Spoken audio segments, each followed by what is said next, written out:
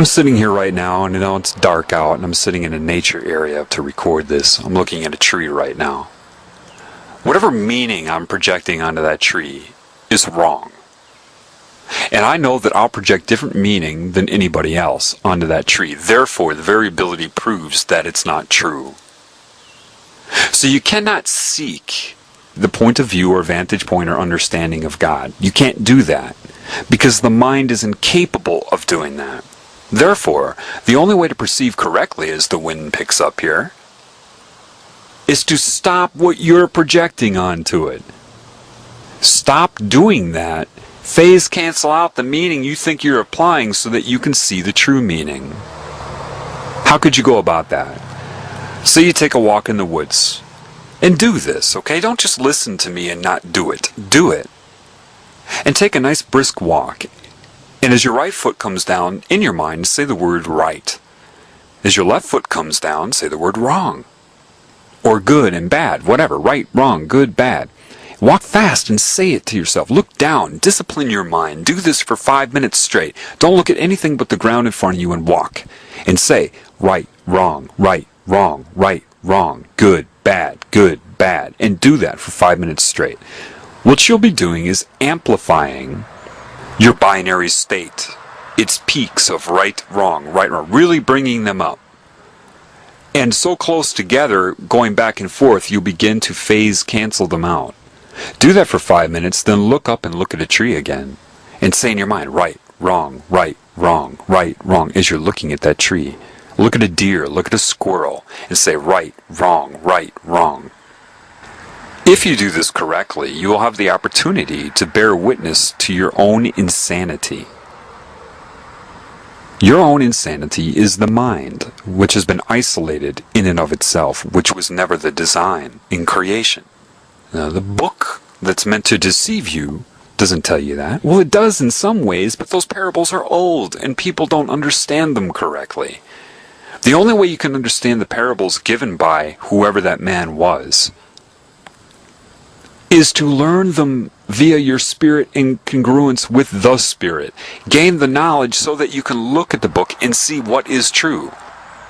Meaning, put the book down. It's not going anywhere. Put it down. And don't do it ritualistically through words. I'm going to pray for so-and-so and be the Lord be thy name, blah, blah. That's all ritualistic and wrong. And if you pray like that, you're doing it from the mind and not the heart, and Satan knows that, which is why it wants you to use ritualistic prayer with words. And Christ knew that Satan would do that, which is why he would say, don't mindlessly mouth words. Oh, you must be special to know this. No. Anybody can know this. You just have to drop your fear and ask for it. Intend for it. And you have to let go of whatever you think you believe in order to know the truth. If you're not willing to do that, then you can't know Spirit. Because this is an insane world of miscreation and creation. It makes no sense. So if you take the walk and do that, it's not that you can seek the meaning, and the meaning you project is wrong as well. Therefore, you have to stop the meaning you're projecting so that the real meaning can be revealed to you. And there is only one meaning when you see that. Love. Equal appreciation, love, and adoration for everything. And that's what Satan doesn't want you to know. That's what demons don't want you to know. They want you concerned about the future. They want you to sit there and brainstorm and not be in the now. And they're strategizing against this because they know this knowledge is going to get out. That's why you would see the movie Love Guru with Mike Myers, right? Comedy is the #1 vector for mind control because it puts you in a pleasurable state and you're focused on the joke, and therefore they can slip in so many messages and you'll associate their messages with pleasure. They make fun of the idea of being here and now with comedy. Every truth that is true in that movie, they make fun of it as if it's corny and stupid. And, that's the whole intent of that movie. You see it as comedy. Expression of a comedian to get some laughs. Because you don't know how over your head these movie producers are and what is controlling them. If you want to call it Satan, Semiramis, whatever, ISIS, the serpent, it doesn't matter. And it recruits them and tells them how much it loves them. Do you understand that evil is going to come in the name of love? You think it's stupid? It's going to come in the name of hate? No. The number one thing that evil will push on you is love and how much it loves you.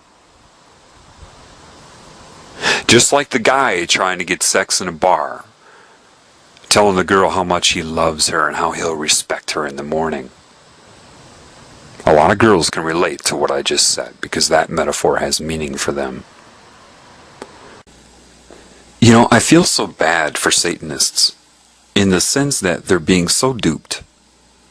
Do you realize that a lot of the truth that is used about creation, life, the elements of reality, a lot of that used to solicit them into that religion is also the teachings of Christ?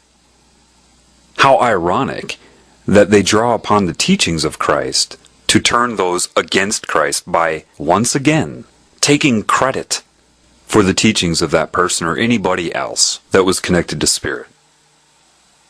Lilith, right? All the different names for the serpent. Fine, let's call it Lilith. Just love me. Do whatever you want, just love me. And I'll love you back.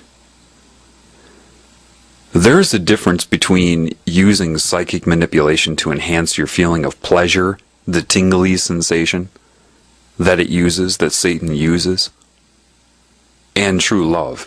And the irony is this.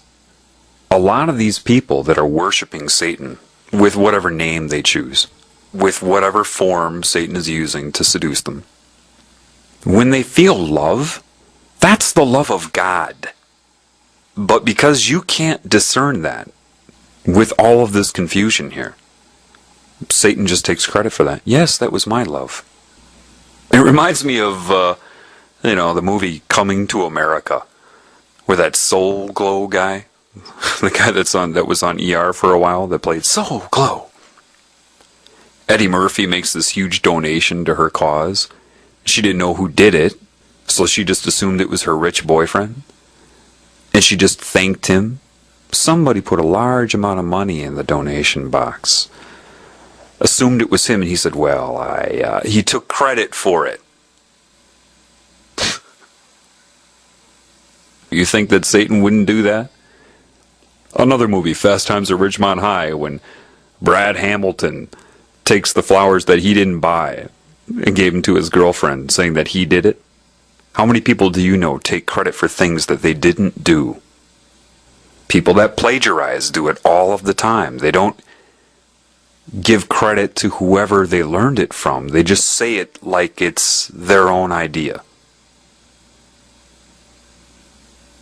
There's an excellent scene in Good Will Hunting I think I'll put in right now to demonstrate the insanity of plagiarism. Oh, hello. Oh, hello. Hi, how are you? Fine. So do you ladies, How often? do I come here? I come here a bit. I'm here, from time to time. Do you go to school here? Yeah. Yeah. Let's see.